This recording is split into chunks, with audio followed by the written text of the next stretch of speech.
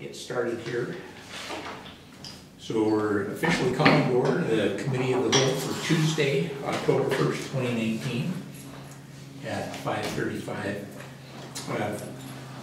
First item is good of the order. I would like to say I really appreciate the note the mayor sends out in the mail for citizens. It's just a nice overview of things that are going on, and whether it's recycling events or kind of a calendar of events in the city. And I've heard from a lot of citizens that said that's really fun to have.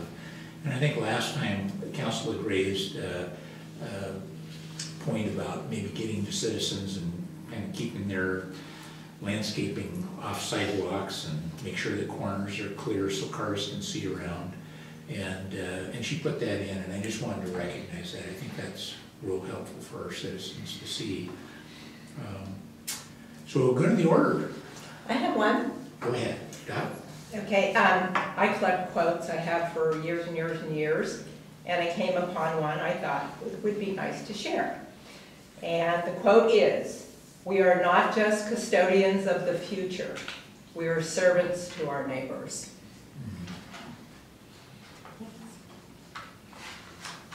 Who said that? Actually, it was Joe Scarborough, Oh, okay. who's a Republican. Mm-hmm. You know? Well, there's nothing wrong with that. It's like the disclaimer, right? No, he's a financial conservative, and I tend to be more financially conservative. Yeah. But he just happens to be the person that said it. Well, thanks for sharing that. I think it's, especially in our positions, it's healthy to recognize that we're servants for our citizens and provide a service. I think it kind of shows the heart of what council members do. You know, it's something that takes away from time from family, but it's also a real pleasure to get to be of service. Hi, Jennifer. Hi. Others, anything on our roundtable here? Yes. So we've been invited to Eastside Community Forum on Homelessness and Poverty. It's on October 28th at St. Jude Catholic Church from 6:45 to 9 p.m. I'll pass this flyer along if it's something you want to attend. And then it's in Redmond, so. And I guess in light of no surprises, I should share that I'd like to bring up for discussion tonight and a decision how to handle human services grants, because we have not paid out for 2019. So I'd like to bring that up and have a discussion during council. So for that, I'll do it the last minute. Yeah, and I believe the mayor's aware of that as well. So the key issue there was that we had approved funding that we had hoped would be provided in both 2019 and additional funding the remainder in 2020, kind of divided equally. And we haven't been able to do that this year yet. And my understanding is that you're recommending that we do, that we find a process, a way to make sure that those groups get funding. All right. Well, thank you. Other? I would just say, Yeah.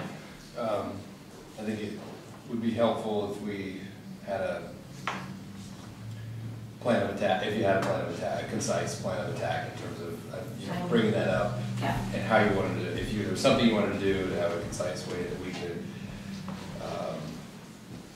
something to act on, short of approving, you know, because I don't know if you're just, if it's about approving the items that would be, I think it was on the agenda. But, Yeah. so I guess navigating that way, so it's like, Yes. what exactly do we want to do? What exactly you're proposing? Because that, I too am, concerned about that, but it's always tricky to be like, How are we gonna do this it? right now, this is what we want to do specifically. What is the action item? Yeah. Exactly. And I have talked with Jody, Cool. and she's talked with the attorney together, Nice. so we kind of have Nice. kind of some thoughts. So Cool. yeah. Thank you. Anyone else for good of the order? Well, we can move on to our next item, which is council committees. We did send out the original council procedures in the packet. And tonight in front of you is a draft, an early draft that would update that. The old one, by the way, we did have track changes on this, and I had asked Jody to take those off because it wasn't just we changed a line or a word. There's wholesale changes in terms of length, because the other one's just really short. I think Jody said there's just a handful of sections. And so this one's longer, but it also was updating things that just weren't accurate any longer, things we used to do but no longer do. The goal wasn't this evening to really have you go through that and suggest changes. I just wanted to hand this out tonight and really allow us over the next couple of weeks before our retreat to be able to get feedback. And if you see something that you want to change in there, please go ahead and just forward that to me, and I'll work with Jody on incorporating those for discussion at our council retreat. Some of these changes were brought about as the Finance Admin Committee talked about, what procedures they think we should have. Some of that came from other cities. In fact, what I will also send you this week is information from several cities that we looked at, as well as the MRSC, the Municipal Research Service Center, has information for city councils on committee work. And I'll send that all to you so you can take a look at it and kind of decide on what things you think ought to be in there.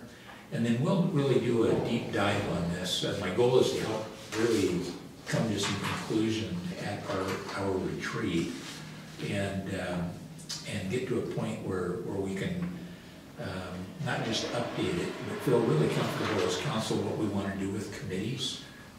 That'll include discussion about what type of committees and when we want to start those. I really do appreciate our Finance Admin Committee diving in. We didn't really provide them any clear direction or provide them with some guidelines, and so they have some experience, and some of that I think has showed up in this document as well. Some of this the committee hasn't seen because we've added some things from MRSC and other places that we wanted you to at least take a look at. This is what I consider kind of a living document, although it's going to be put in writing and will be official at some point through a resolution of the council. I also expect that as we gain more experience over the next year with other committees, that we'll say, well, that's not working for us, and here's a better way, and how about we put this in writing as well. So I don't know that we're going to wind up with what I would call a really specific document that meets all of our needs, but I think that's okay. I think over time we're going to be able to let it grow and develop and really help meet our needs over time. I would like to take just a moment and ask those on the committee if they have either questions for the rest of us on council or some feedback from your experience that you've had over the last several months, things that you think we should focus in on. Jody did in the margins place some questions or comments that council needs to make a decision on. So do take a look at those. But I'll open it up and see if the committee members on Finance Administration have any feedback and things that you think the rest of us could learn from.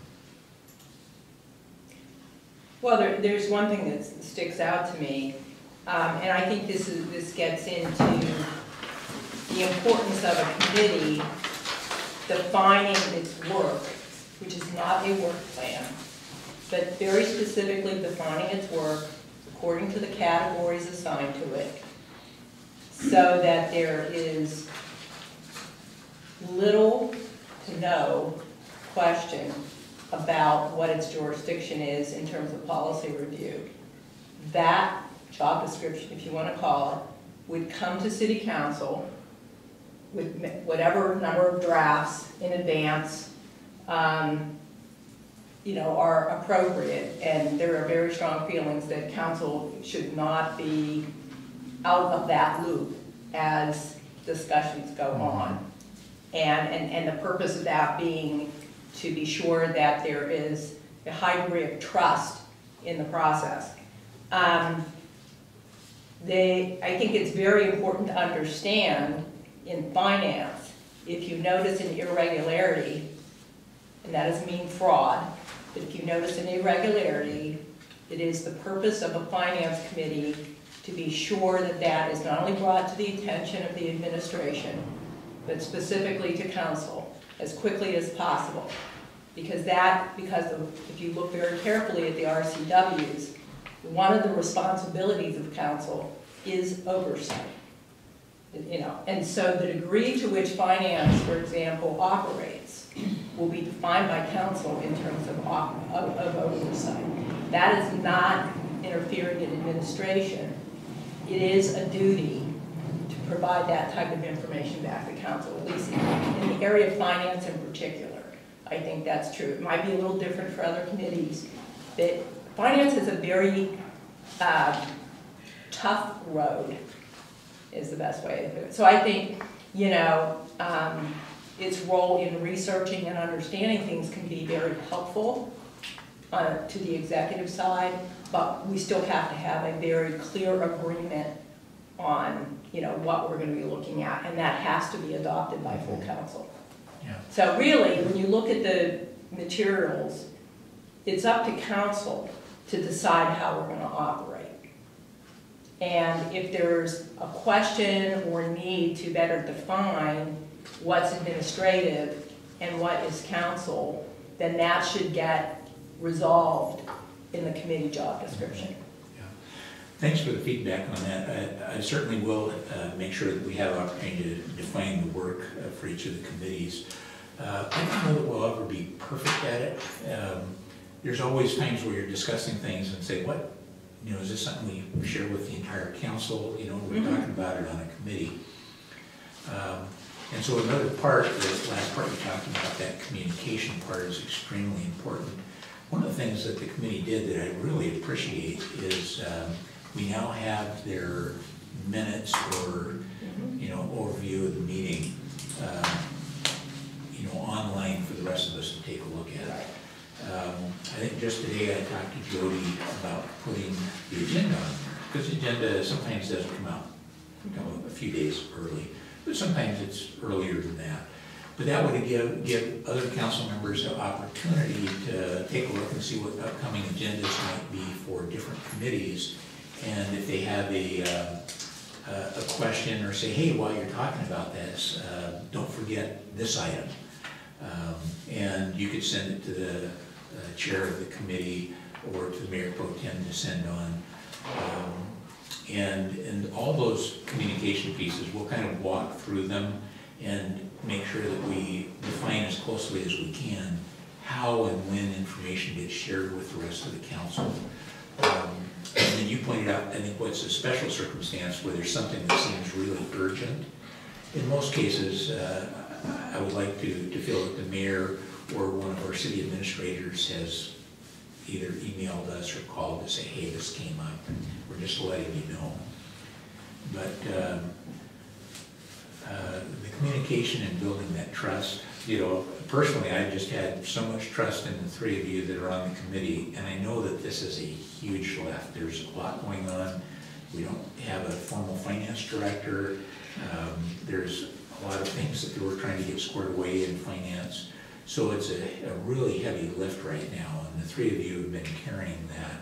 But, you know, as Mayor Pro Tem, I just want to say it publicly and to each of you personally, that I never want you to feel like you're carrying the entire workload for the council. No. You can't actually make decisions for the council, and so those have to come before us. But anytime that you have concerns or issues, whether it's here or at City Council, we should be able to talk about those and make sure that we share that workload as well. But the other side of that is I've got full confidence in the three of you with your backgrounds, your interests, and you know, I don't feel like I have to look over the glance to see what you're doing. You know, I feel real confident if there's something of concern, you'll certainly let us know so we can all participate. Other thoughts, Jennifer? So this is the first time we've seen this, as you It is, mentioned, yeah. and so I've kind of just looking through it. And so I'm curious how the rest of council feels like it's going, because I've had concerns being on the committee, feeling like, gosh, I have access to different information than the rest of council, and feeling kind of strange about it. And I personally would prefer, you know, a lot of times committees, when I've looked at larger cities, maybe even smaller cities, I haven't looked at very many, but they might have a packet, just like a regular meeting. The committees also have packets which would have the same information. So if the public or another council member wanted to look and say, you know, because it might be by the time it comes to council, all there is like a committee recommendation, but we wouldn't have access to the same materials that they use to inform that decision. And so I just wouldn't want that to be lost, is my concern. Yeah.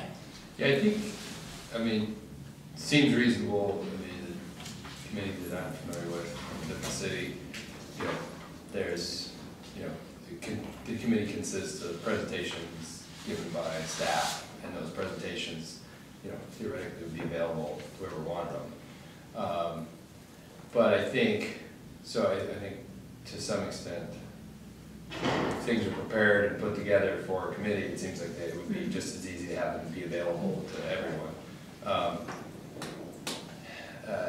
But I think the benefit of the committee is that we do have to accept that when you have a committee that's meeting on certain items, that you're granting them with trust that there will be some, and it might not be decisions, official decisions, but there'll be some filtering, or, you know, there's some nudging of direction that occurs in those, and that's it sounds like in the past that trust was eroded, and you were getting these, you know, things that weren't maybe held, didn't hold, you know, just things going in a direction that wasn't true to the committee as a whole, or the council as a whole. And I think, and that's the nature of that. I think is usually expressed in the fact that the committees are dictated frequently by seniority, and so the ability to pick a committee is a privilege, and it's a heightened responsibility, and that's how it's frequently, you know, shown in other avenues, other councils and other, you know, administrative functions and things. So, but I think we seem to have a decent amount of trust and a good amount of communication, and I think there is a certain amount of understanding that that these committees can be expressive of the general will of the whole council, and to accomplish business on a smaller scale, and you know, take it and then taking it to the larger council. I think the way you can learn from it is that if we have a committee and we keep getting a bunch of stuff that is not jiving with what it's like, whoa, this is crazy, and we're contradicting what they're saying in the process, then either you need to blow up the committee and not have it and go back to the committee whole and talk about everything all here, or you change who is on the committee and you have that discussion. So, you know, we go in with some trust. We understand that there's going to be some, not necessarily decisions, but some, you know, direction given and details worked out. And we have to kind of see how it goes. And if we're don't achieve what we want, then we have to grow from there. Diane? When it comes to committees, I don't really need a ton of extra paperwork or anything, because I look at the committees more as they are doing their deep dive and they make the recommendation, but really it's up to me to do. If I have any question, I would just read or go to staff to ask those questions.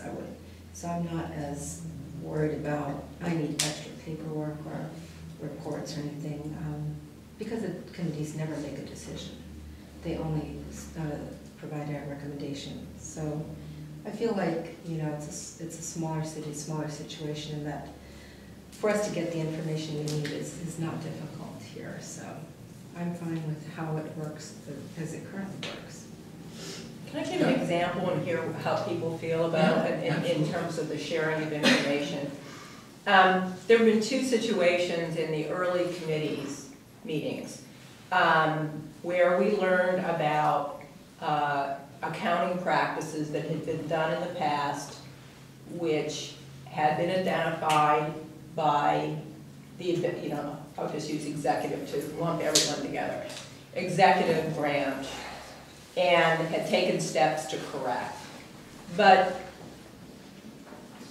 in one of those cases, it was a situation where we don't know how many prior years, there was a practice of representing revenue as having been received when it had not been, and then after the first of the year to make sure when reports went to the state and for the work of the next year was backed out so that it ended up being corrected.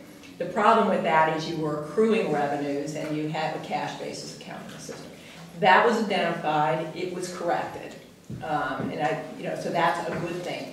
But that would be an example of something that would be an irregularity that council should know about. And then the question is, how is that something, I'm just trying to give this again, would that be something that we would need to report back in some way? I mean, there's a good thing and there's a bad thing there, but there's a good thing there too. So we shouldn't see it as a negative. But that's an irregularity in the accounting practice that occurred, and we don't really know how it impacted the city in their records when council decisions were made. A second example in that was in a subsequent meeting, and this will show up this year for us, it was identified about a payment that had timing ended up not working out. I'm just generalizing so we don't get too deep into it. And again, identified by the work that's going on right now, which is great. But what it will do is it will impact how we see expenditures for the beginning of the year. And so, I mean, that's just what happened. That again is an example of irregularity. So that's something that I think in the process that should be collaborative with the executive, we need to decide kind of what the thresholds are. Because you don't want to just be, I mean, if minutes are detailed, you're going to know that. And then it's up to council members whether they want to be reading all those minutes all the time. So I'll just leave it there. I would think that would belong in the minutes. Yeah. But what the problem that I saw is that when we found out that the finance director candidate stepped back and that we were planning on hiring Prothman to do the recruiting, that we knew about that quite a ways ahead of time, and council didn't find out about it until they were asked to make a decision in the same council meeting. So that is the scenario I'm concerned about. We have been provided with a proposal from Prothman and additional information that I think council should have had.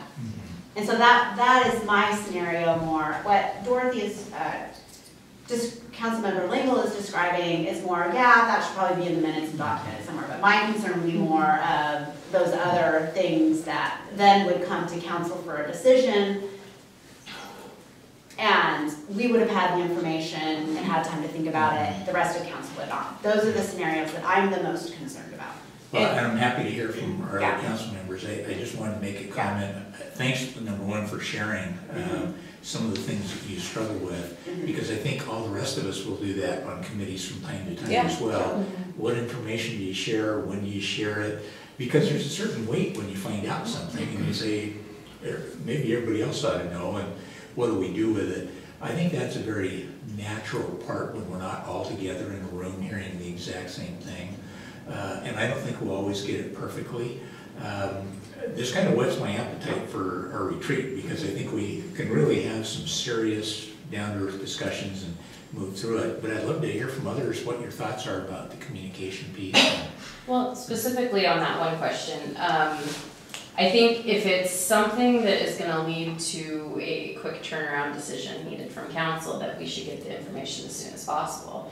That way it's not like, oh, here it is right now in the meeting and make a decision And it was easy for me to rely on the trust of the three in the committee. I mean, I trust you guys are doing a great job, and so that's not a concern.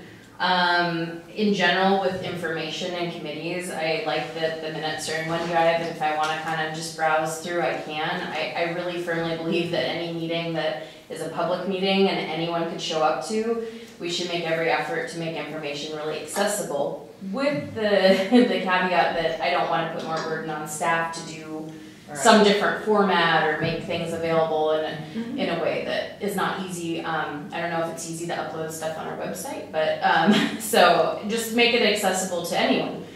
The public, council members, it should kind of, in my opinion, be the same access.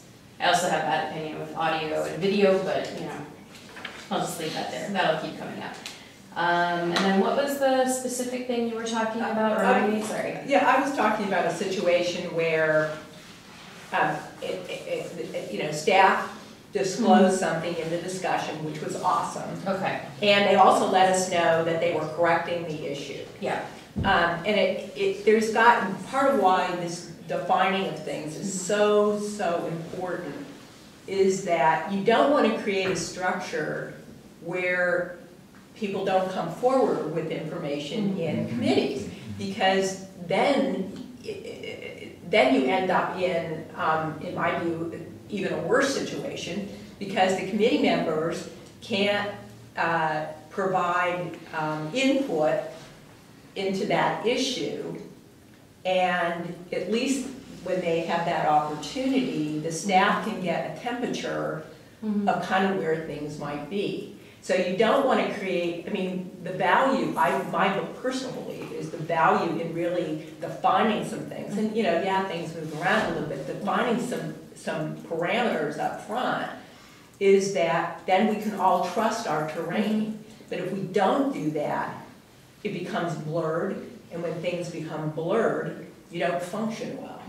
And it may seem like a little more work up front, but I think in the end, it really can be a lot more successful that way. I can't, having been on a staff side, and you've been on this too, there's nothing worse than having a problem to solve, not knowing how your council is going to react, and so you either undercompensate or overcompensate. And the value of a committee can be that you get some idea of where the weight may be. Can I just respond to that really quick and then I'll pass the torch? Yeah, I think, my biggest, the biggest trigger again is if it's gonna lead to something council needs to come together and make a decision on, having as much notice as possible, just so that we've had time to digest. But with kind of big things like that you find, I think it creates opportunities to build that mutual trust with all sides, and also knowing that council may not be happy with what was found, but we can be happy that at least it was found and we can fix it now. And it's kind of that learning in public aspect of, being a public servant, and that's just the nature of it, that it's visible and that we deal with it. So I think it's an opportunity to build trust with administration. Yeah, just to say, when I've had to work with councils in multiple different jurisdictions, really, people that are elected aren't going to be happy about getting bad news. So when you have to go in as a staff member with bad news, you want to be able to tell them simultaneously what you're going to try to do, even if you're not sure what you're going to do, right? And that's a familiarity and rhythm you establish when you work with people over time. Yeah, it's an interesting dynamic, because city staff is definitely coming in to talk to city council. And there's no, hiding the fact that you're elected officials and making decisions on budget and policy.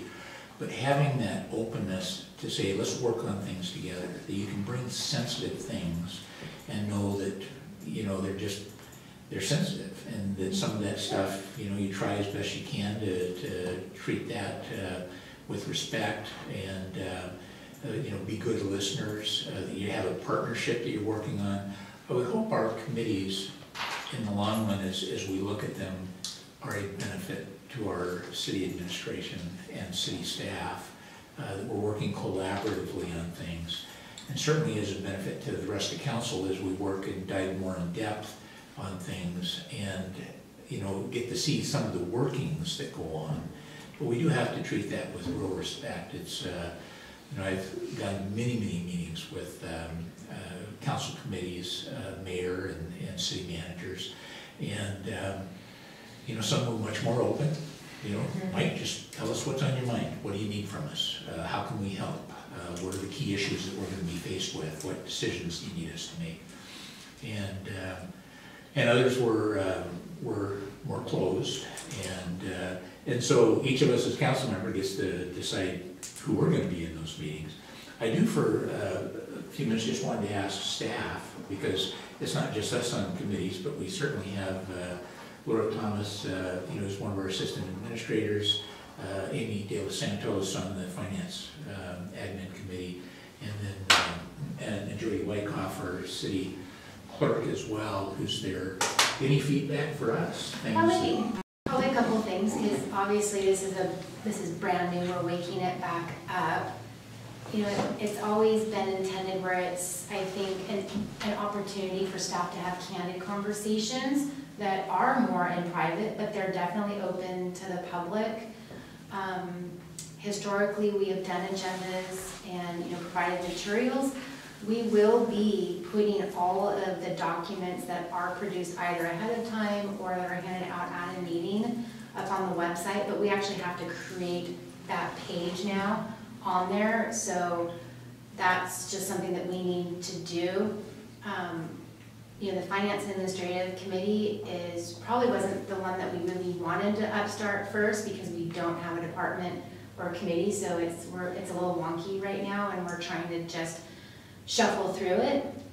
It's challenging, and so it is good for us to hear, you know, what your thoughts are about committee work. The one thing that I would ask you to at least consider, at least in maybe those early months, that it's just going to be a little bit trial by error, but remember too that we're already creating 2 council packets a month, 2 planning commission packets a month, and multiple hearing packets a month. And so we have to like try and match your needs too with what we can actually do and produce. And we've had a lot of finance committee meetings, if you look at how many we've had already this year, and it's hard for us to keep pace right now. So I just want to say that that will not always be true, but it is absolutely true today for us to, like, it's a struggle to get every committee, you know, agenda going, making sure that we have staffing, making sure we have good information, because I don't like to provide bad information at those meetings. All right, thank you. Jody, any feedback or thoughts? I would just say the draft that you have in front of you of the procedures. First of all, the only thing that is changed on there, because the whole chapter 7, section 7 of your procedures is regarding committees. So committee of the whole and ad hoc committee sections were not changed at all, just the standing committee section. Just throwing that out there in case you're reading the whole thing. So definitely want to hear your guys' feedback on that. I drafted that looking at current procedures, other cities' procedures, some feedback I got from finance administration during the meeting. I did put all the agendas for the finance administration on OneDrive today, the ones that I have up to date, minus one, because I have a question about it before I put it up there. And then it's made it onto the pink pad, which means it will be done, to create pages. My intent is to create a separate page for each of the committees as we roll them out. Obviously, finance and administration will be first, and then add a folder in the document center for all of the meeting materials and stuff. The only thing, I guess, the meetings are open to the public, and like we were saying, the committee meetings are intended to be a little bit, like you said, a little bit, you know, deeper dive on certain things. So I don't know that there would ever be a situation where there would be documentation that we don't, you know, that's not quite ready for consumption by the, you know, so I guess we just have to work through that, I think. Well, thank you for the feedback. And this is a big topic, and tonight we probably burned through a fair amount of time, and I want to leave time for Steve Lenchevsky to be able to talk about facilities here. But I'll send out additional information, some of the background information that Jody had provided for you to see. In addition, I've got some examples of formats that you can use for note-taking, so you can look at those and see if they meet your needs. I do think it's important to understand that as we start, it's not going to be quite as polished and formal as a council meeting, which are videotaped and packets and all. I think that someday we could get there, but we're used to a pretty high expectation for council meetings in the COW, but I think committee meetings are meant to be a little bit, at a level where maybe it doesn't have all that polish and circumstance and videotape and things. I think that's a good way to start off, and then as we get into them and maybe have more staff time, we can add things that we think will be really important. I do want to underline what Amy said about really being open to not just to council, but to staff and citizens. That transparency is huge in government for building trust, and I think we'll have to work through that piece as well. Well, if everybody's okay, we'll leave it there, but that's just a sample of what we'll be able to talk about and work on at our council retreat. Director Laniszewski, my understanding tonight, because facilities is such a big topic, and most of you have mentioned this already, but we did review facilities, and kind of the focus tonight on this talk is more about not just this huge picture, but we have some upgrades to make the facilities, and are we ready to move forward and do some of that work?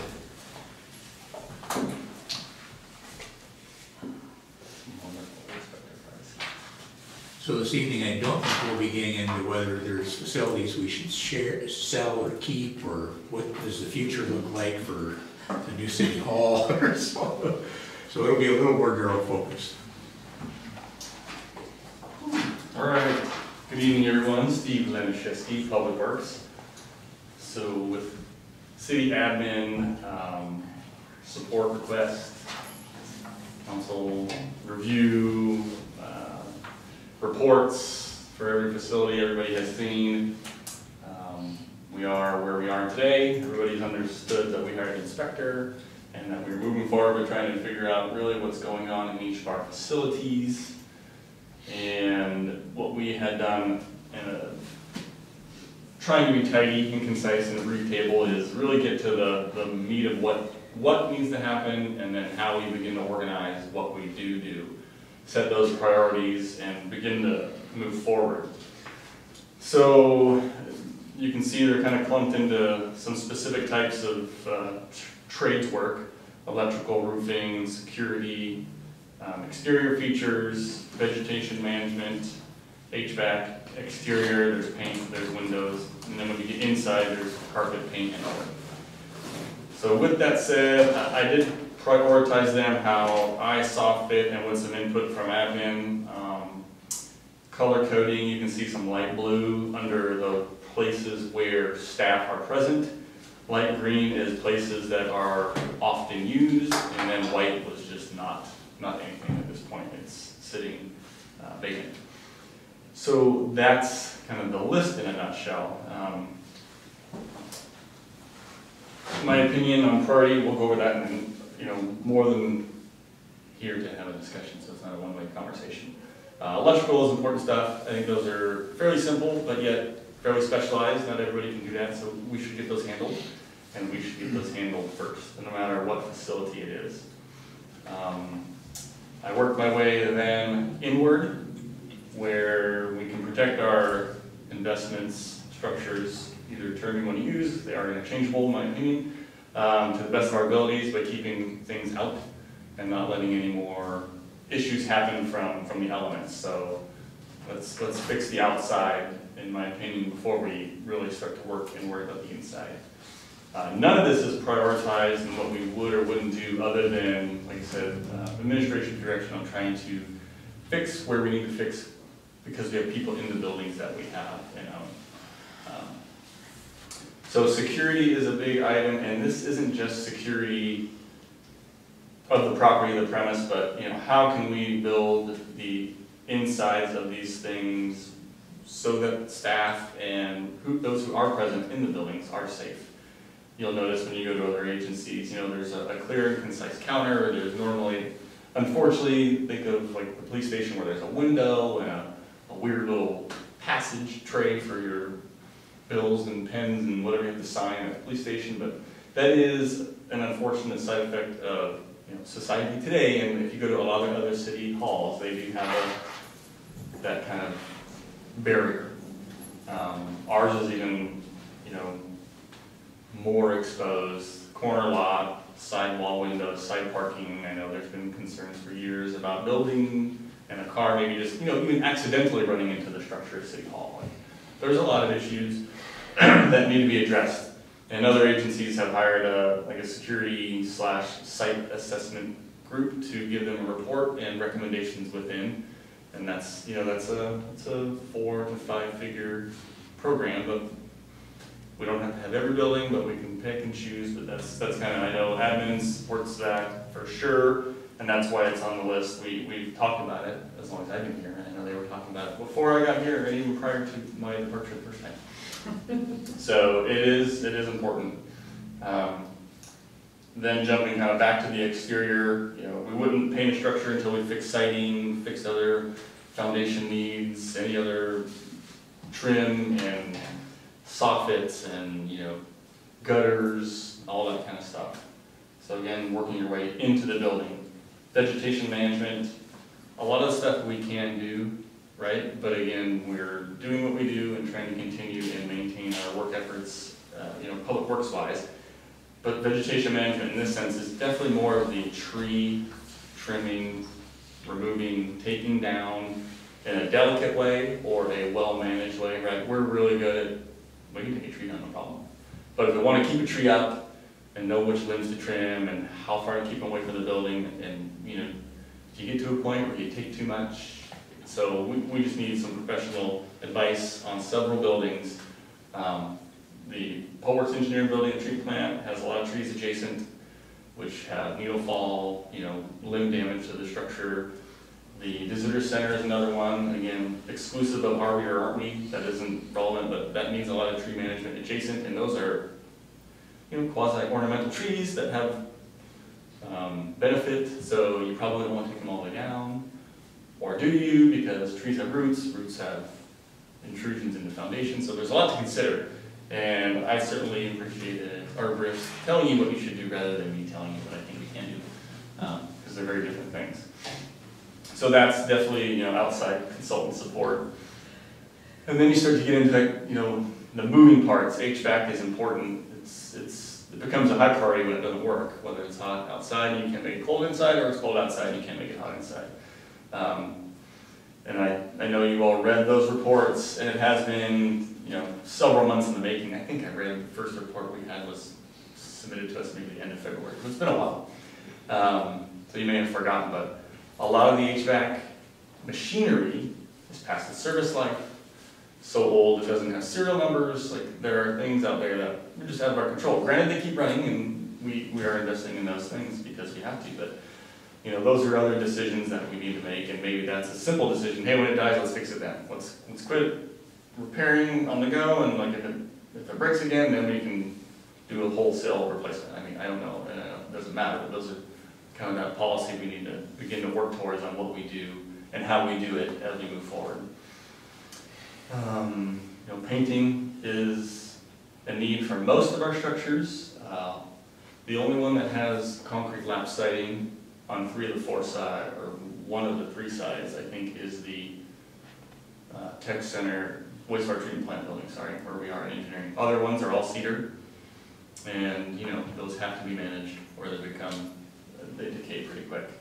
You can have ugly concrete lap siding all you want, it's not going to hurt it, it just hurts your eyes. So we don't really have that luxury in our structures, they're all old buildings. Windows, I think that's definitely, windows are going to come on, my opinion, down the road a little. They're a nice to have, not a need. But I think once we figure out what we are keeping, then you would begin to invest in what we're going to keep. Carpeting, we all know the carpeting is what it is in all the structures you've all walked in, so. They need to be replaced, they become a trip hazard and fraying here and there, and there's other options in maybe some of our buildings that have a concrete subfloor. We just treat the concrete and don't put carpet back, right? You can scarify and put certain acids on it to give it some texture, and we just have a hard surface. You know, it's maybe not perfect, but it doesn't require low-grade office carpeting every 10 years, so. Interior painting, I think, admin, mayor, somebody mentioned to me, those are things that we could sub out to folks who are interested in volunteering their time, and most people can run a roller, so there's always things to do, but the order of magnitude and then, you know, the level of what we do go out with, if we can group some tasks together for separate structures, and then we can get some economies of scale, maybe some bid reductions and whatnot, so. A couple of the other things, they're not last because they're not important. I think they just kind of fall on where we start.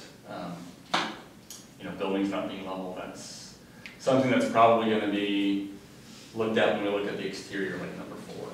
So that's, can't really show it anywhere because it kind of can go anywhere when we decide to prioritize. But I think most of that is going to be structurally related, which would go with that other, you know, number 4, foundation work, drainage work, some siding replacement, bigger stuff. So with that said, I think just kind of the next steps, identifying and confirming our priorities, confirming funding, and this is a cash flow thing, as we have all learned, like I heard in the previous discussion. It's one thing to say we've got the money, but let's make sure, one, we have the money, and 2, we're going to prioritize how we do expend the money. At this point, you know, electrician, time, materials, hard to come up with a real estimate of cost for all the structures. How far do we go on some of them? Like the visitor center, you know, it still has active non-tube.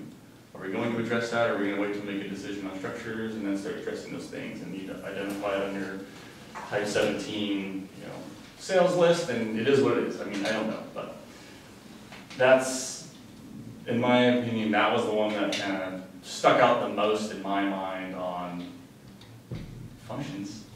Function for a century, but how long are we writing something that probably should be taken care of? And we don't really know the extent of how much is left. It could just be the stuff you see in the attic. It could still be in the walls going down to the basement. I don't know. And then roofing. I can tell you roofing on private jobs, 12 to 20,000 per. It's residential, not commercial. Not that there's much of a difference. They all require a permit, so it doesn't really matter. But it's just who you find, when you find them, and how busy the people are in the bidding world. So that was the one I just learned of yesterday. It was in a neighborhood. It was a fairly large roof, fairly difficult, lots of eaves, lots of hips. I was kind of surprised at the price because we've had staff in the last month and a half get roofs on their own, and they were like more. So that 12 to 20 range those are real numbers I have heard from 3 different folks in the last month and a half. But again, residential. But you know, we need a new roof on definitely the wastewater treatment plant engineering offices, I think it said, and then some repairs on Doherty, which Doherty is cedar, and we are going after a grant for that, so I'm not too concerned about Doherty through Fort Vulture. But you have, you know, the rec center needs some repairs and a cleaning, so.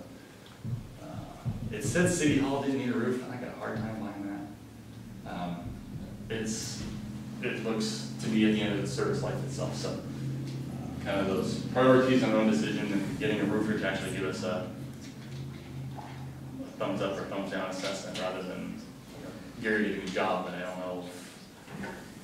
You test the grains on the 3-tab mat that's left, you do some underneath inspections, and hope you have a fully intact roof system with sheeting, tar paper, and then roofing. Maybe it's sold or broken tar paper, I mean, I don't know. So, Those are my thoughts there. The budget that is identified, which is of course, it's restricted, and 503 fund is $75,000 for some of this work. I understand that's kind of what this was for. Anyone is welcome to correct me if I'm wrong, since I wasn't here when the budget set up. But that's the gist of my discussion. I did print a table for everyone. Just take one and I'll have a paper copy. I did put this in the presentations folder, so the clerk will have it up, for the wherever she stores those things. Floor is open. Everybody's decided. Steve, you do have a list of next steps. What do you need from city council at this point? I think we need to prioritize the structures, agree to the type of work that's kind of listed there, and we can do, I mean, it's up to, you all and us to work together to decide, but I think we start picking some projects and get moving, because they're not going to heal themselves. Diane, I think you had your hand first here. Yeah, I just wanted to say that, because we will be discussing this in retreat, these facilities, and just from the past, as you recall when we did the tech center. And, after we dealt with that situation where we were taking in rent, not enough obviously, and then at the end of so many years, the entire rent we took in was wiped out just to repair that roof. Am I correct? Something like that. Probably. Isn't it close to that? It was a several $100,000 Right. endeavor. And so, I'm looking forward to the retreat, because looking at all these facilities and the amount of money we have to keep, investing into them, really, for me personally, it's not really a good investment of the people's monies. And so I'm really looking forward to us making a good decision about taking some of these off the books. So that's just my comment. Matt? I guess I was gonna say, right now, there's funds allocated. So I know there was some funds that were speculative on the sale of the rec center, but it sounds like this 75 was specifically allocated. So I guess I don't really want to get into, I could clean the roof, I could clean the gutter, I would say that there's a certain, I would understand wanting to get clarity in terms of selection of the, figuring out those two buildings, the rec center and the visitor center, but I guess it would defer to your expertise in terms of prioritizing and using those funds allocated as best as possible. And the only other thing I would say is that, I think it's there to some extent that some of this, could be,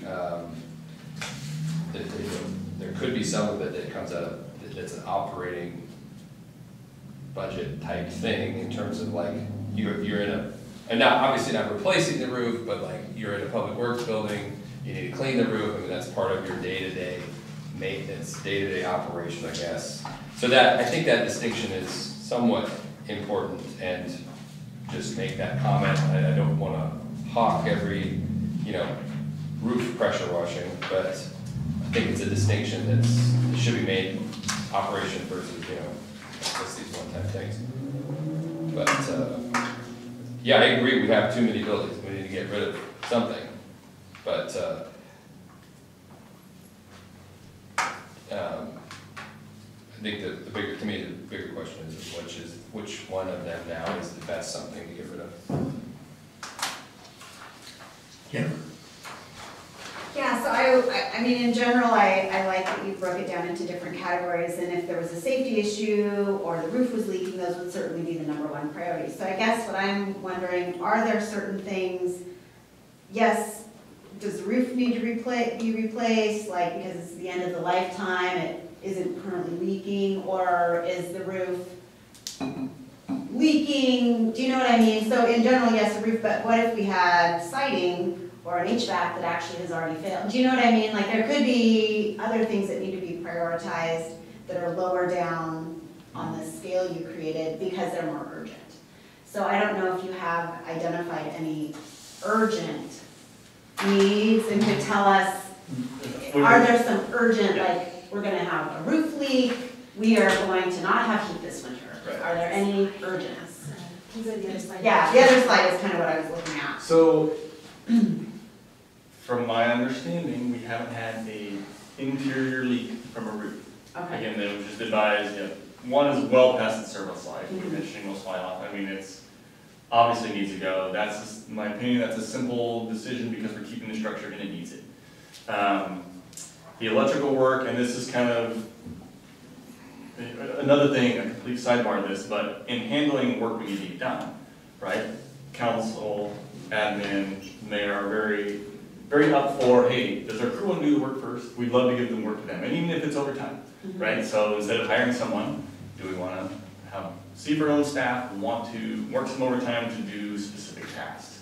So we have, building work, carpentry specialists on staff. If we offer it up, yes, we can handle a lot of these things that are a little above and beyond a normal day-to-day duty, but yeah, siding repair, soffit repair, making sure there's enough of a roof truss to tie into so you can actually put the gutter back on. I mean, there's just a little bit of thing and it has to come out and do the work to get it done right. So there are things we can certainly do, which we're doing right now for water. But this is, I kind of like, in my opinion, I like to get a contractor to do electrical and the roof work, and then we can start with seeing if anybody wants to do some OT, which we know they do, and then coming in, we're pretty flexible on schedule. You guys don't know this, administratively we did some 410s because we rented the Vector truck, so we could use it as many hours as possible, right? So we did 410s, so we had a group of guys start Monday, they were done Thursday, we had a group of guys start Tuesday, they were done Friday. That way we had the machine running 50 hours a week, right? So those things they're up for, and we can do that kind of work here. The problem we get into is when we get peeled off of tasks to do regular work when we're trying to focus on a specialty item, which is water meters. We're going to, Sean will put a notice out, I'm updating you tonight under the mayor thing anyway, but I'll talk about it here. We're having zero ring meters. Our meters are dying. We know that. We've purchased new meters. We just have to focus and get time to implement them, and it is a large task, right? So there's options like we can hire it out for hundreds of thousands of dollars, or we can keep it in-house. We never get our regular work done because we need to install meters, so we're working on some overtime on weekend work to see how it goes. Teams will be deployed and we'll be in certain neighborhoods, we'll tell you which, your water gets shut off for 5 to 10 minutes, but the crew is up for OT. They think it's quicker, we support it because we'd rather spend our money on them, in my opinion, than contractors, and if everybody's happy, then everybody's happy, it's great. So at some point that can happen on this too, where we can knock out a bunch of things that aren't on the work plan, because there's obviously other stuff on the work plan, but this is a priority, so we do have some of those options, but we're not going to do any electrical work, we're going to hire it out. We're going to just hire materials, get an electrician, go to this building, fix that, go to this building, fix that. Tell us really what we should do in this building. I mean, there's certain things like on the visitor center, I'm not going to advise, maybe it's fine, maybe it's not, I'm not an electrician. But the 75,000 is a lot of money. I think it could get us pretty far. And I know the one roofing recommendation, planning is in here, the city administrator's here, but it has dormers on top of the wastewater treatment plant, which probably is required for code. They recommended remove them and flat sheet your roof. They're just dormers. They don't go into the attic, they don't do anything else, they just are aesthetic. So, we have options. It's an old structure, but it houses a lot of stuff and a lot of people. And it's on the site you're never going to sell, so that's an easy one. City Hall needs some upgrades. I don't like throwing numbers out because when I bring a real number, you're going to smack me with it. But we asked a small local handyman who does painting, and he said he could paint that building for $3,000. Right? Can you really? I don't know, that's what he said. I don't have a bid in my hand. I gotta get that guy. Right? You know who it is? That's who I guess it was. I've got my whole house painted for $3,000 too. I got enough When? paying for it. All right. Anyway, so yes, So they're out there. They're out there, but again, the prep work is very important on structures that have wood siding, which you saw lots of notes, so. Feedback from the council members, Amy? So I just feel like, I mean, kind of going off of what Matt said, and I agree with, that the focus should be on, you know, what you've already, everything laid out is great, you know, but just to confirm that maybe we shouldn't even really look at things we're talking about possibly getting rid of, so, I'll leave it to you on how to. So we can certainly Go about get that. started on a lot of stuff, and if it sounds like, you know, we're not quite sure with the visitor center and the rec center, we can certainly defer. I understand your meeting is about 2 weeks away anyway, and I did talk to Mike on kind of what Councilmember Bernicki mentioned, like if you're gonna talk about there, he and I can meet prior and try to think about what you might need to make those choices, not that you're gonna make the choices there, but what you might need to think about to then come out of that for I assume staff to bring something back, and we work together on the next steps, but, so we can certainly, if you have thoughts on that discussion happening then, talk to Mike, and he can consolidate your thoughts and try to, we can then work together on putting something together for you for that meeting, but. I'll be painting City Hall on weekends. Okay. Go ahead. I got a couple of questions. First, how's it going on the depot? So we're just, Materials. we have to get our structural review permit. So you're still in that process? We hire the contractor, Right, they are right. working on the Right, structural. right, got it, okay, so you're still working on that, I just wasn't quite Oh, sure yeah. where that was going. Okay, and then, first of all, thank you very much for providing the facility report from 13-14. I took that, I took the inspections, and, you know, as some people know, I was taking a look at some of the buildings to, you know, just not to get into administrative work, but just to see where we are, because this can be a big decision coming up.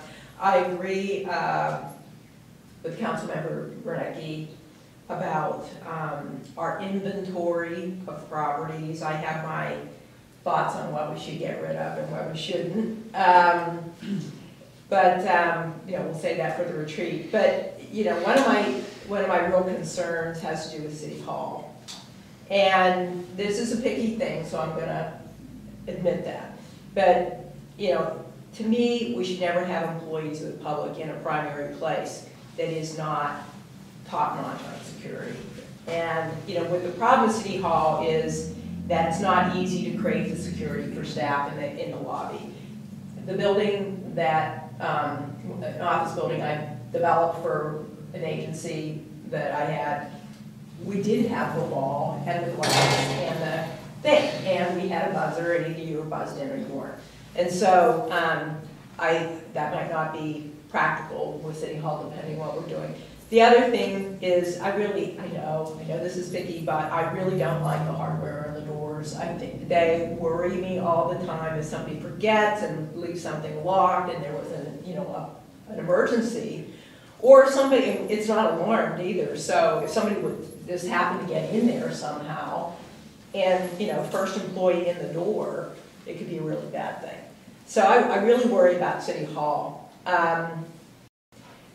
On the visitor center, I've been in there a bunch of times, but I was also looking around this past week on vegetation, drainage. There's definitely issues, definitely foundation stuff I saw there. I do have a question about the exit lights on the rec center. Because when I was in there, one of the things was I was pretty sure it was in good condition because it had been a child care center. And child care centers had very strict requirements for certain things.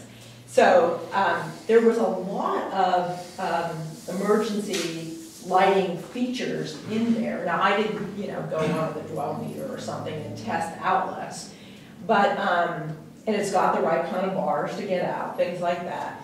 So I didn't really recall something in my inspection report that said there was an exit light GFCI deficiency in there. I know because I noticed that over by the sink, I was pretty sure there were, the grounded faults. And when I looked in the handicap accessible bathrooms, which is also a big plus, I thought I saw them in there as well. So those are the ones Gary said I think it was a women's restroom weren't working. They Okay, so they wouldn't reset or trip. And they Okay. could be in series for all I know, right? I've had a house where there was one and then somebody put one Yeah, in the right. bathroom, they didn't need to And be they- there because it was actually Yeah, protected yeah, from yeah, another right. area. Yeah. So you know, if one goes in, I mean, again, that's. So that's like an electrician work. exploring thing, Yeah. to try to figure it out, okay, and then, let's see, a visitor center, I haven't been to Doherty, but it is a recognized historic property, as I recall, in the materials. Mhm. And so, if we were to internally do window repair, there's only one approved type of material that you're allowed to use to repair windows. And they do not want, the National Trust does not want them replaced. Nope. You and I have had this You- discussion. So, but I think, Jason has so it. I think if council understands, they need to understand that is an expensive window repair. So let's not be surprised Mhm. if it comes in high. It We might have be very repaired those. different than your windows. We have repaired those in the past. Yeah. And they're essentially kind of taken apart and rebuilt. You know, I think as a practical matter, that Yeah. farmhouse is never gonna get sold, so, you know, we're stuck with it. So that's just what we have I don't think, when I was at the, Public Works, I didn't look around it with the idea of verifying things, so I don't really have any comments on that. I do have my biases about what we should ditch first, I guess. Well, Doug, thank you. Well, By the way, I do. I don't think those are picky, they are very specific, and I think if other council folks have very specific things, you can certainly talk to Steve offline. Other comments? So, for me, the rec center should be a priority to make a decision on. I don't like that building's been sitting vacant for so long. It's not good for it. We need to rent it or sell it. I think the fly issue needs to be taken care of, because whether we rent it or sell it, that needs to be handled. All the other things are real minor on that structure. The visitor center, that floor not being level is not a huge deal at all. I've dealt with that kind of thing on houses before. It's a small corner that just needs to be lifted up. I know of companies that do that. It's not, it may sound scary, but it's just one small section of that structure, so I would hate for us to make a decision to sell that building only because the floor there is not level. That is an easy fix. And that one was stitched together with 3 separate frames. Yeah. The original building that was added on, it was added on. Yeah, Right, so, yes. so it can easily be. But I didn't want, I was just putting up the major things that were. Yeah, not I mean, it is regular. an item to know about, but I don't think it's super expensive in the scheme of things to fix that. Steve, can I ask a question real quick? On the visitor center, the foundation and drainage work, what does that look like? Gary identified that if you're in the little plaza below and you're looking back to the east, where the front, I don't know what you call it, like the office space to the south met the main structure, they don't match up right. Like you can't even crawl into that foundation area. So whether it's fault or it was just built that way and it's always been that way. So that's not, the floor is not level? That's the foundation issue. So where are the floors throughout that aren't level? I think the threshold, from my experience, is if you walk into the main building and then you walk to the back, kind of where you host the planning commission meetings, I think that level right there is just a little off. And it's right on either a shear wall or some sort of stem foundation wall below that it's faulted. So can it be managed with flooring, or is it, I don't think it's structural below, I think it's just other work, which isn't necessarily using that building, but I don't know that it needs to be handled. Again, and Gary just did his job of identifying everything found, and whether it needs repairing or not is another story, which is kind of why the electrician, in my opinion, that kind of stuff needs to be, and like Gary said, they get an electrician to verify, when he went through some of that stuff, so. Yeah, but I think Councilmember Nathan's point of like, what's critical, well, nothing's really leaking, nothing's moving immediately and eminently, so it's like, I just think we gotta start knocking some things off. Can I add, sorry, one more thing, because Jody reminded me, and it's not necessarily on there, but if you decide in the future, this will go on the 18th discussion, but right now we have a very limited capacity of the visitor center, so if that's a building you want to keep and you want to put more meetings in there, then we need to do some additional work for occupancy, which is that secondary ingress and, Exiting in. yeah, Mayor, Mayor, you don't want her to get left So I out. apologize for being late. Kids' sports schedules changed, and so there was some parental crossing for there.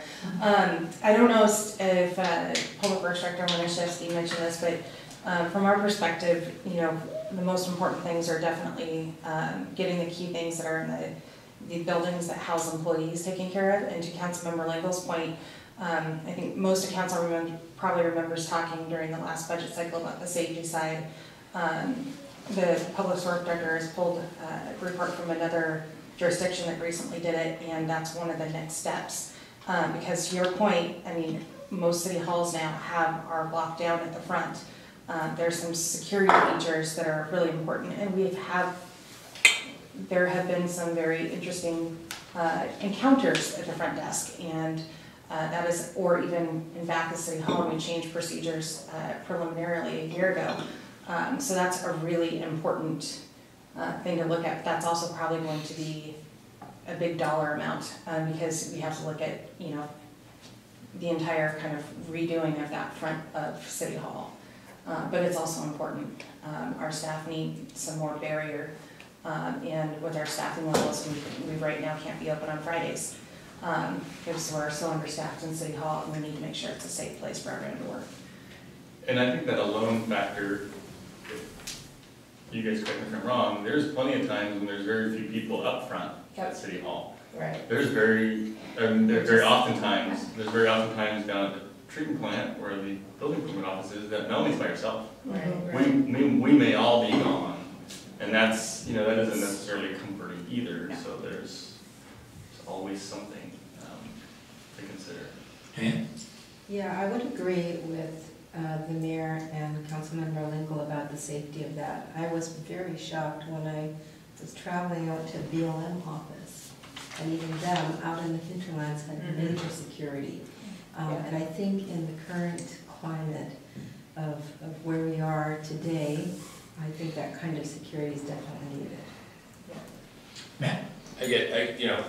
I guess I appreciate, I'm a public employee, I appreciate, accounting for making sure everyone's safe. But I mean, I think you should have security systems and have a lot of doors to lock and things. Whether we need the front counters to be Fort Knox, I guess I don't necessarily think that that's a slam dunk. Perhaps when you make a new building, you can look at some of those considerations.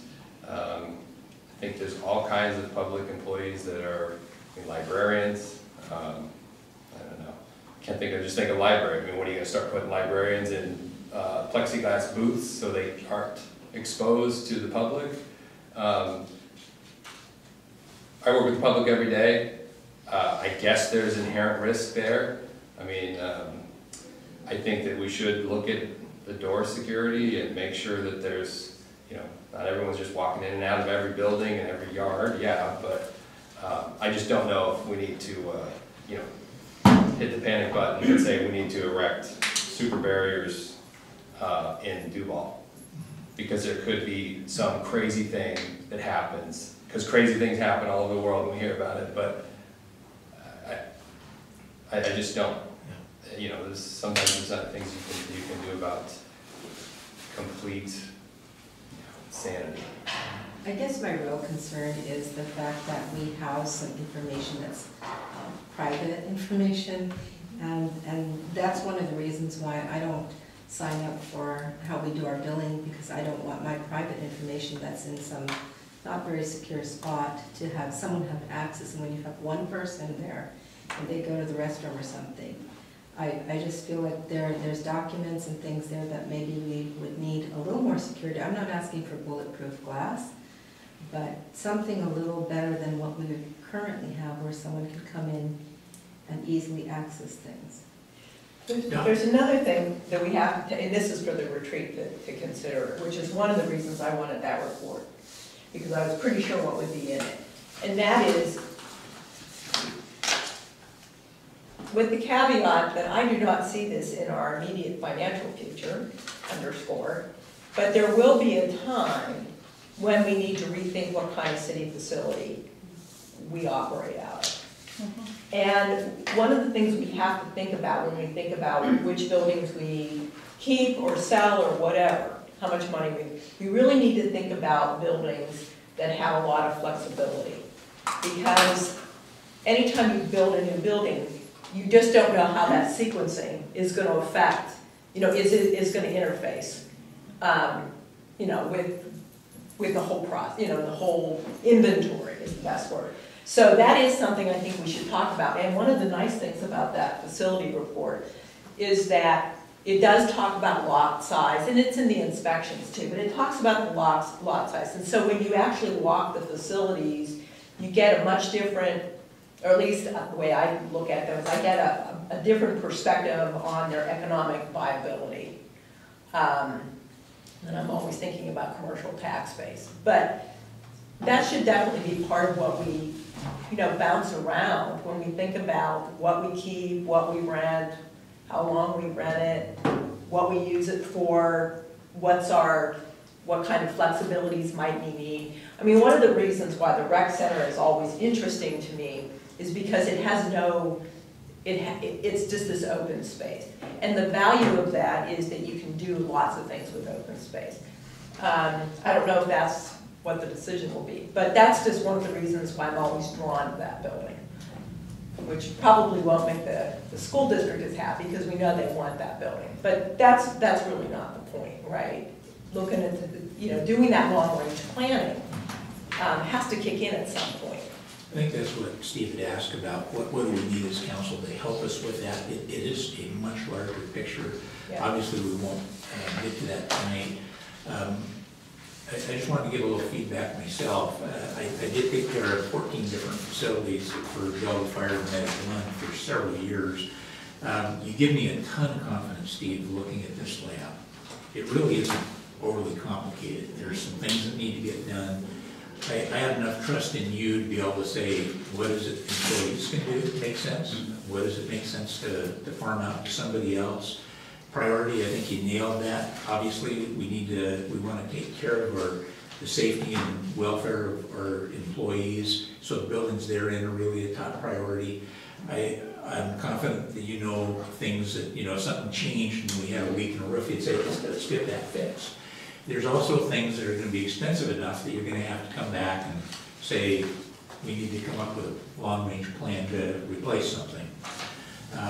At this point, looking at this list, and because a lot of these are what I would say smaller items, and we have a budget for it, I'm comfortable saying you decide it. Really, I'm looking at this list knowing that, you probably aren't going to go jack up a building and fix the foundation right away without talking to us again. But most of these things, I think you can work with city administration, work within the budget that's been provided, provide feedback, because this first step is just keeping up. And I think one of the points someone made was really important too. Some of it's basic maintenance, or with HVAC, just having a contractor that, we need to replace something, and then from there on, they just keep it up on a regular basis. So we're getting there. The larger issues we'll deal with in time. And I'll work closely with council to make sure that we get the information we need. It's a much bigger picture, trying to decide what do we need in the future, how many employees, what's a good location for us, what should we sell, at what point will we have enough money, how are we going to get the money. We're not going to decide that at the retreat either, but I think we can start those conversations, decide what we need, and then come up with a plan going forward on getting that information where council can make a wise decision. But I'm one person. And so I would like to just check with council and see, just go around and say, where are we at? Are we comfortable with Steve and staff making a decision on here? Or would you like us to do a little bit deeper dive at our retreat and say, we can just start the things that we want, so we can take different directions. Amy, do you want to start with and just see where you're at? I think I already kind of said, but I mean, I believe what I'm hearing is that your priority would be those obviously occupied by employees employees, that's what I feel as well, because that eliminates the ones we're thinking about possibly surplusing. So with that, I'm comfortable with your list here, and I'm sure you'll pick the right priorities and what should be done and within that budget, so. Michelle, thoughts? I'm okay with that, with the exception of structures that we might sell. I don't think, I really don't want to sink money into them at this point unless we've made a decision on it. Does that include the visitor center as well? Sure, I mean, Potentially include I don't all, know. but I don't think we've talked at all about selling City Hall. no. Or, Can't sell the depot. so, So, yeah, Okay, I think well, thank you. basically those two structures I'd like to make a decision on. I agree with Michelle, and I also think that getting things done in the most efficient manner possible is going to save us money in the long run. So I trust that you can manage a budget and get as much done as possible, utilize your staff, if you need a tool belt, we'll buy you one. Yeah. So I mean, it seems like it'd be more efficient to not have to bring things constantly back to council, us to micromanage. It just seems like, yeah. Can I ask a follow-up question? So $75,000 is in a restricted fund, so is council authorizing, not in this meeting, but through a council action in a public meeting, to utilize that $75,000? I would assume we would need direction on what restriction, like what the procedural process would Just the be. motion. to- Yeah, that's what we're gonna figure out. I don't think we can do it at this meeting. We wanna Yeah. go look to see what Yeah. that process It is. need to be a motion. It's just a motion to take the budget line that's presented, that is in a restricted fund, that council authorizes staff. Okay, you guys Again, do it, using I that will fund. move it. Yeah. Yeah, It's yeah, not if you bring that forward to us, I think what I'm hearing from council, we're ready to get some work done, we do need authorized money, so. And this, I concur with, Councilmember Wu. I just wanna, the one issue that I think is a bigger issue that isn't necessarily as much of this maintenance is that security staff. That maybe should be something that comes to council instead of just, Yeah. I mean, if there's some security, like we need locks here and we need this, that's fine, but if we're gonna reconfigure our buildings, That's a different. Well, I that's a think- large project. It I seemed to don't me the feel comfortable discussion with that they were Yeah. saying was like, that's like a $200,000 process Yeah. to assess the building and Yeah. so it's. So if I release the 75,000, it's, Well, you could put, it would be for structural maintenance. Yeah, doing our basic. Right. Dot, your thoughts? City Hall, whatever we can do in terms of an alarm, a panic button, dealing with the lock, which is my pet peeve. That would be my priority. And then agree with Councilmember Hoag, Navlin, Meyer on the building assessments for the other two and taking a little longer view. Thank you. Diane? So working with Steve for all those years, I think I can trust that he's going to make a good decision regarding the maintenance and that budget that we have appropriated. And as far as the facility is concerned, I'm ready to go on that. So I'll have the notes reflect that it's all on your shoulders, Steve. Well, thank you for the presentation. I know it's been a long process. We do have other facilities, some of the parts, I think, a lot of our equipment is stored underneath the big shed down here, and we didn't really look at it. But I think we're focusing on the main thing. So with that, our committee of the whole is adjourned.